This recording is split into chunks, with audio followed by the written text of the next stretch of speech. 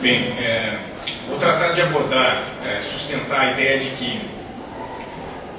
existe a vigência da categoria da superexploração, especificamente na década de 2000.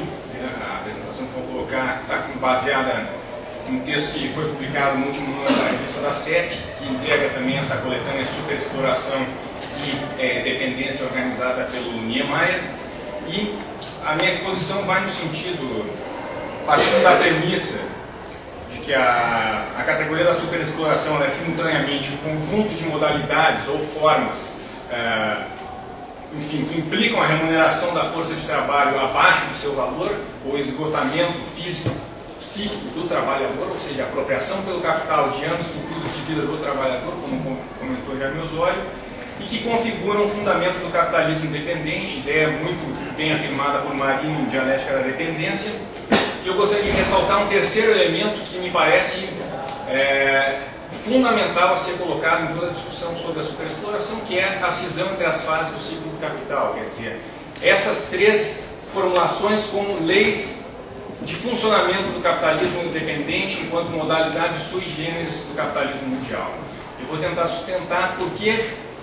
que é um caminho perigoso nós ignorarmos qualquer uma dessas três formulações que vão estar imbricadas, ou seja, não se pode discutir superexploração da força de trabalho sem discutir transferência de valor e sem discutir a cisão entre as fases do ciclo do capital, né? Então, para colocar essa exposição, me parece necessário, onde eu vou me concentrar, passar do nível de abstração do capitalismo dependente enquanto totalidade para o nível de análise da formação econômico-social, no caso, o capitalismo brasileiro, na década de 2000, nessa conjuntura específica. E gostaria de retomar dizendo que esse foi um esforço analítico iniciado por Marini no capítulo 4, agregado na 5ª edição de Subdesenvolvimento e Revolução, que depois Osório também desenvolveu no artigo de 1975, Superexploração e Classe Operária, o caso mexicano, que Marini retomou as razões do neodesenvolvimentismo, a resposta a Cardoso e Serra, buscando indicadores, enfim, para analisar a superexploração em uma situação,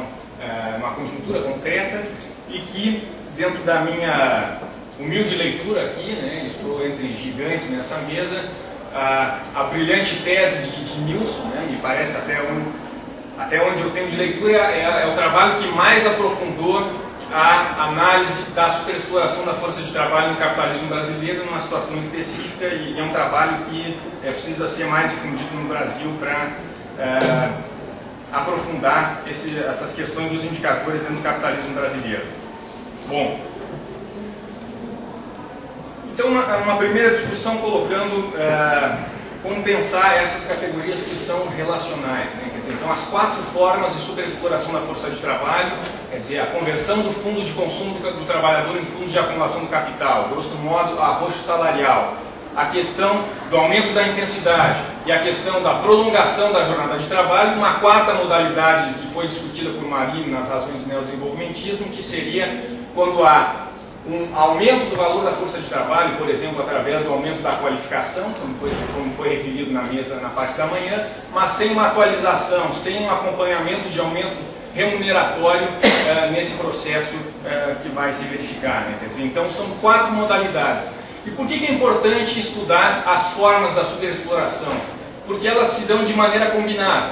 Então, a ideia que nós sustentamos nesse trabalho é, por exemplo, hoje, pensar a década de 2000, quando a partir de indicadores do DIEESE pareceria que houve um pagamento da força de trabalho no capitalismo brasileiro pelo seu valor, por exemplo, com um aumento do poder real de compra do salário mínimo, real aqui em termos da teoria hegemônica, não real no sentido de valor da força de trabalho, mas de um aumento nominal, mas acompanhando, então, aumentando em 53% o poder de compra do salário mínimo. Isso aconteceu, verdade? Ainda que assumamos essa premissa, de que houve um aumento real, nós não estamos falando aqui de valor, mas estamos falando de preços, do salário mínimo brasileiro nos últimos anos, nós poderíamos corroborar a ideia de que houve um incremento da superexploração da força de trabalho no capitalismo brasileiro nos anos Lula e prosseguindo nos anos Dilma. Estamos falando de situações históricas concretas, a questão do Estado, a questão dos governos que interferem também na relação capital-trabalho, é uma variável que também precisa ser considerada, né? E de que maneira nós podemos verificar isso, né? Então, à luz dessa experiência histórica concreta, eu quero trazer a discussão para nós dos indicadores, assim como foi feito para outros períodos, né? Então, nós começarmos com a discussão sobre a duração da jornada de trabalho, que diz respeito à extensão como modalidade de superexploração da jornada de trabalho. Dados do DIEESE, que apontam que 40% dos trabalhadores brasileiros cumprem jornadas de trabalho acima de 40 horas semanais, né? Ainda dados, no caso aqui da PNAD, que nas regiões metropolitanas, entre 2003 e 2009, se registrava 25,5% dos trabalhadores cumprindo jornadas semanais superiores, né, a 49 horas, inclusive acima do que se estabelece de limite para horas extras. O fato de que, num ramo como o setor de comércios, que é um dos que onde mais vem acontecendo a geração de emprego no atual padrão de reprodução do capital, né, comércio e serviços vinculado nesse atual padrão. Na região metropolitana de São Paulo, os trabalhadores do comércio, em 60%, cumprem jornadas de trabalho acima de 48, 49 horas semanais, dados do DIEESE. Quer dizer, através da forma, prolongamento da jornada de trabalho, se está produzindo um esgotamento prematuro da corporeidade físico-psíquica do trabalhador, que vai estar relacionado não somente a um consumo inferior à quantidade de valores de uso que esse trabalhador necessita para reproduzir sua força de trabalho, mas também vai estar relacionado com o fenômeno, por exemplo, de doenças psíquicas, estresse, etc., uma série de outras coisas que influem, sim, nas condições de vida da classe trabalhadora, dentro das atuais tendências do capitalismo brasileiro. O aumento da intensidade da força de trabalho, né? Aqui entra um elemento importante, porque já advertia a Marini, né? A questão da intensidade ela tem uma dificuldade especial para ser captada no âmbito de dados globais e de dados específicos, porque nós precisamos conseguir distinguir intensidade de produtividade. De que maneira, categorialmente, nós vamos operacionalizar isso, né? Marini colocou uma pista no sentido de que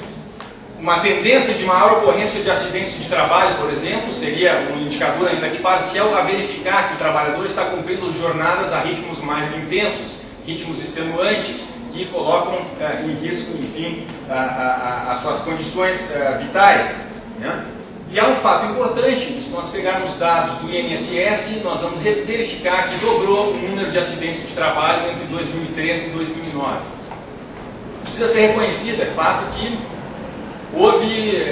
um aumento da fiscalização, por exemplo, de acidentes de trabalho, de cláusulas, da cláusula de CAT, de registro de acidentes de trabalho, mas ainda reconhecendo e ponderando esse fator, nós formos olhar dois ramos dinâmicos do atual padrão de reprodução do capitalismo brasileiro, nós vamos confirmar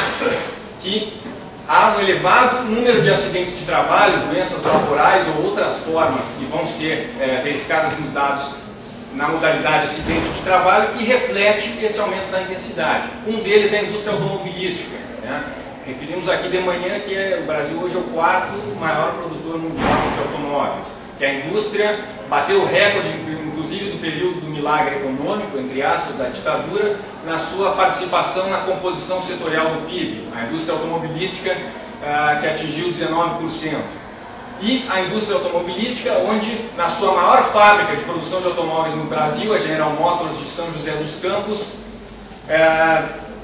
se em 1997, com um capital produtivo de 12 mil trabalhadores, se produzia 37 carros por hora, no ano de 2005, com um capital produtivo de 10 mil trabalhadores, 74 carros por hora, né? Como pensar, por exemplo, no caso específico dessa planta industrial, o que se deveria ao aumento da produtividade e o que se deveria ao aumento da intensidade? Essa é uma questão importante do ponto de vista metodológico. Mesmo que nós não disponhamos de dado para pensar, por exemplo, a questão da produtividade, no caso dessa empresa específica, o fato, só o próprio fato, de a força de trabalho comprada pela GM, contratada pela GM no Brasil, ter registrado 30% dos trabalhadores da GM estarem com afastamento por doenças laborais, seja lesões de esforço repetitivo, seja acidentes mais graves ocorridos dentro da empresa, é um fato muito revelador da ocorrência de aumento da intensidade do trabalho, provocando acidentes de trabalho nesse ramo específico, que é um dos ramos dinâmicos do atual padrão exportador de especialização produtiva. Nós poderíamos ir mais adiante, pensar o setor sucroalcooleiro, exportação de cana-de-açúcar, enfim, onde nós vamos ter trabalhadores cumprindo jornadas de trabalho extenuantes, um segmento que obtém matéria-prima com base no trabalho degradante dos cortadores, e, segundo estudo com cortadores manuais em atividade no interior paulista, em apenas 10 minutos, cada trabalhador corta 400 kg de cana, desfere 131 golpes de facão e flexiona o tronco 138 vezes. Né? Uma expectativa de vida de 35 anos de idade nos trabalhadores que ganham a vida nesse ramo. Né? E vejam, aqui nós temos um contraste interessante, porque um metalúrgico que ganha acima do salário mínimo necessário do Diese, de R$ 2.500, um pouco mais, um metalúrgico, inclusive, altamente qualificado, que possa ganhar 5, 6 mil reais, pode estar sendo superexplorado através de mecanismos de prolongamento e de intensificação da jornada de trabalho. E um trabalhador boia fria, cortador de cana, que ganha muito abaixo para garantir, enfim, comprar uma quantidade mínima de valores de uso para garantir a sua reprodução, também está sendo superexplorado. Vejam que como é fundamental o estudo das formas da superexploração, mas não desconectado sim dos outros elementos, que é como esse capitalismo, através dos mecanismos da transferência de valor e da cisão das fases do ciclo do capital, vai requerer como maneira recorrente e permanente superexplorar a classe trabalhadora. Bom, quantos minutos ainda? 3 minutos. Então, o que eu gostaria de colocar para a gente prosseguir depois no debate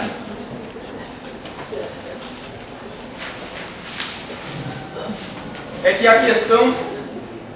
nós não vamos encontrar no exame isolado de uma formação econômico-social o conjunto de determinações da categoria superexploração, que tem que estar vinculado com a questão do mercado mundial, com a transferência de valor. Nós não vamos encontrar, no caso isolado de uma empresa, também um conjunto de determinações, ainda que essa empresa, dentro da concorrência, dentro de um ramo e a concorrência intersetorial, vai lançar mão de, por exemplo, quando a superexploração puder gerar lucros extraordinários, não é? E nós não vamos chegar exatamente ao valor da força de trabalho através de indicadores estatísticos disponíveis no sistema de contas nacionais, por exemplo, ou outras bases de dados, porque eles estão referenciados em preços e não em valor. Mas não se trata aqui de fazer uma discussão de chegar ao valor exato da força de trabalho, porque isso seria matemática. Nós estamos falando de dialética, nós estamos falando de teoria marxista da dependência. E me parece que entender como opera essas leis tendenciais do funcionamento do capitalismo e como ela acontece em casos históricos concretos, inclusive lançando mão dessas estatísticas, nós podemos ver na articulação das suas formas, na articulação do papel preciso que cumpre a nossa economia no capitalismo mundial, em cada padrão de reprodução, chegar a questões importantes, a verificar que inclusive num período que teria ocorrido um aumento nominal do salário mínimo, como dizemos, não, continua essa defasagem, está muito abaixo do valor do salário mínimo necessário do Diese, mas ainda que assumíssemos essa premissa, a superexploração poderia prosseguir através de outros mecanismos. E eu gostaria de encerrar dizendo que, frisando elementos que foram aqui colocados por Marcelo, a importância de vincular a categoria superexploração com a transferência de valor, como se encontrava em dialética da dependência, os elementos colocados por Jaime Osório, no sentido de que é preciso analisar como essa sorte de violação do valor da força de trabalho vai fazer com que no capitalismo independente nós não tenhamos uma generalização da mais-valia relativa que permitiu ao capitalismo central ter maiores níveis de produtividade e ter um domínio tecnológico, ou seja, aqui nós entramos na questão da cisão entre as fases do ciclo do capital, por exemplo. Portanto, não podemos dissociar a discussão de superexploração dessa discussão da cisão das fases e da transferência de valor, as 3 leis de tendência do capitalismo dependente discutidas por Marini. Não podemos desconsiderar as questões colocadas por Nilson a respeito de buscar indicadores concretos para analisar o movimento da superexploração no contexto da luta de classes, como foi trabalhado no trabalho de Nilson na sua tese de doutorado. E não podemos desconsiderar elementos também colocados por Niemeyer, que me parece faz uma discussão muito importante de como a categoria superexploração dialoga convergências e divergências que ela possui com outros campos da ciência econômica brasileira e que é um desafio para todos nós aprofundar essa discussão. Então, encerro minhas palavras com isso.